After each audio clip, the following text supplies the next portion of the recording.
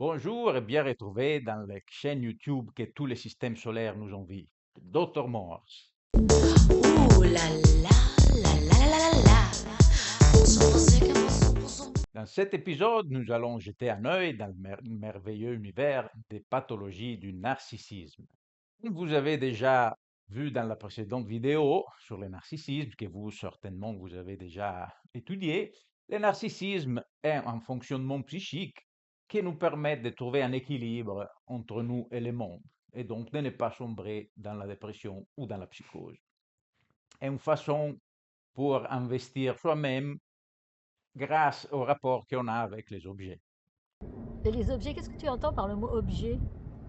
Et pour objet, nous entendons les personnes qui nous entourent, mais aussi les autres objets inanimés qui attirent notre attention, qui attirent notre libido, notre investissement, nos affects et nos sentiments. Selon Freud, nous projetons notre libido, donc une tension psychique d'attraction, sur les relations avec des objets. Donc, pour le bébé, c'est la maman qui lui donne à manger, qui prend soin de lui, qui le soigne, qui le réchauffe, qui le lave, etc., etc. Et grâce à cet investissement de la relation, ensuite, il peut récupérer le bébé, la libido sur lui-même et se sentir valorisé grâce aux soins que la maman lui prodigue. Mais les spécialistes des troubles du narcissisme, notamment Otto Kernberg et Heinz Kut, ils nous expliquent qu'une fois récupéré cet investissement libidinal sur nous-mêmes, on n'arrive plus à le reprojeter sur les objets et donc à définir des objets d'amour. Et on garde cet hyper-investissement libidinal sur nous avec une illusion de grandiosité qui, dans des situations particulièrement pathologiques, peut être une défense contre un effondrement dépressif ou contre une sensation d'être attaqué, d'agression, qui peut aider à ne pas tomber dans une psychose ou voilà, dans une confusion mentale ou dans une dépression. Voilà, donc les théories les plus complexes parlent d'une série de relations toxiques ou de la violence, de l'agressivité pendant l'enfance qui caractérise cette tendance à s'exclure un peu d'une vision du monde objective et donc se réfugier dans une illusion de toute puissance, de grandiosité et de mégalomanie. Et comme ça, on peut créer en laboratoire un vrai narcissisme pathologique. Le narcissisme pathologique est une description théorique du trouble du narcissisme. Dans la clinique, on parle plutôt de trouble de la personnalité narcissique. Donc, on parle d'un trouble de la personnalité, pas d'une psychose. On parle d'un niveau de névrose. Donc, des gens qui sont pas tout à fait dans la folie, entre guillemets, mais pas non plus tout à fait dans la normalité. Mais on verra que le fonctionnement d'un narcissique, d'un trouble de la personnalité narcissique peut être très différent et très varié. Les grands théoriciens décrivent plusieurs niveaux de gravité, donc d'un narcissisme qui produit des petits problèmes dans le quotidien avec les relations autrui, à un narcissisme qui peut être invalidant et peut être même criminel. Malgré le fait que le narcissisme dont on parle soit une catégorie purement clinique, et malgré le fait que aussi dans la littérature épique et classique, on parle du narcisse comme mythe fondateur du modèle théorique, aujourd'hui on voit que le narcissisme est entré à plein droit dans le langage commun. Et alors tout le monde parle de narcissisme pervers, tout le monde parle de narcissisme pathologique. Alors, la perversion n'est pas tout à fait ce que on pense à une définition très précise, mais effectivement, est une pathologie qui est très diagnostiquée aujourd'hui, très reconnue et avec une validité scientifique certaine. Même si on peut en trouver jusqu'à la Maison Blanche à Washington, des narcissistes pathologiques, pervers. Mais les narcissiques se ressemblent tous? Bien évidemment que non, parce que sinon les psychiatres mourraient d'ennui à faire toujours le même travail. Il y a une très grande variabilité dans la manifestation extérieure du narcissisme. Mais dans les grandes lignes, on peut remarqué qu'il y a des caractéristiques plutôt récurrentes, au moins, dans un type de narcissisme. Après, on verra qu'il y en a au moins deux narcissismes. Les narcissismes qui se vivent de façon grandiose et les narcissiques qui se vivent de façon diminuée, de façon discréditée. Alors, comme on a déjà dit, on peut trouver un sens grandiose de son importance, fantaisie fréquente de succès, de pouvoir, de mérite inconsidéré, une considération de soi-même en tant qu'être spécial et qui mérite de fréquenter des personnes du même niveau. Exigence d'admiration excessive, donc il faut les flatter.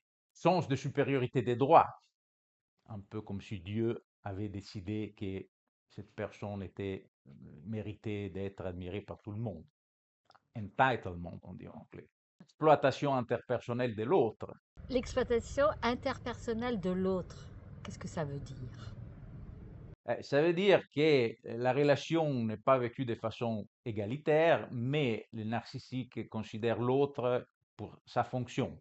Donc, il l'exploite pour une fonction qui peut être le maintien économique ou l'ascension au pouvoir ou la considération, la flatterie, tout ça. Mais donc, la personne n'est pas une personne à part entière, mais est juste une fonction. Et comme fonction, peut être rejetée, peut être abandonnée à tout moment ou lié à lui-même avec un rapport de dépendance. Et du coup, manque d'empathie, envie de l'autre ou perception de l'autre comme envieux. Donc, il y a toujours une disparité, les narcissiques vivent toujours les relations avec une disparité de pouvoir et des mérites aussi. Et donc, il peut se vivre comme non considéré de façon non justifiée à ses yeux, ou voir l'autre comme discrédité par rapport à lui-même. Attitude au comportement arrogant ou hautain. Mais en parallèle, on peut trouver aussi des narcissiques qui ont des failles narcissiques vraies et donc qui se vivent comme des bons à rien, comme des gens qui ne méritent pas la considération des autres, qui ont une très mauvaise image d'eux-mêmes, donc qui sont un peu plus cohérents avec leurs images inconscientes, l'image d'eux-mêmes qu'ils ont inconscient. Et souvent, les deux types de narcissiques vont en couple. Et donc, on peut trouver des rapports de dépendance avec des relations de l'ordre du sadomasochisme. Vous pouvez voir dans ce schéma une réfiguration graphique de toutes ces typologies de personnalités qu'on peut rencontrer.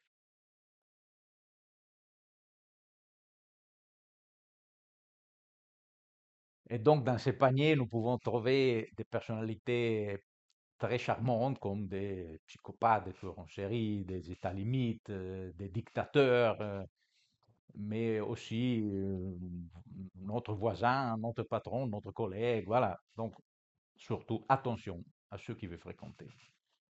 Le grand problème du narcissique est que souvent, il ne vit pas sa condition comme une vraie pathologie. Donc, il ne se plaindra jamais d'une souffrance ou d'une difficulté à avancer dans la vie. Au contraire, la plupart des fois, c'est l'entourage qui subit les conséquences de cette souffrance et qui est sadisé carrément parfois ou maltraité ou discrédité tout simplement. Et du coup, le narcissisme, dans certains contextes, peut avoir une excellente réussite sociale grâce à cette envie d'être meilleur que les autres. Dans les études de littérature, on peut remarquer quand même que les narcissiques, à un moment donné de la vie, peut découvrir de vivre une vie complètement vide et dépossédée de toute la sphère affective, relationnelle, et donc un sens de solitude qui renvoie à l'enfant maltraité dans l'enfance, qui a vécu notre ami narcissique. Mais à part ça, il peut y avoir une vraie pathologie, comme dans le cas des états limites, avec un sens d'exclusion, un sens de persécution de la part de la société entière et des relations catastrophiques et foireuses. Si vous avez encore la curiosité de connaître mieux ce sujet, de voir qu'est-ce que c'est la perversion, qu'est-ce que c'est la volonté, la motivation, la libido. N'hésitez pas à vous inscrire à la chaîne, à activer la clochette et à poster vos questions ici en bas. Donc, osez votre question.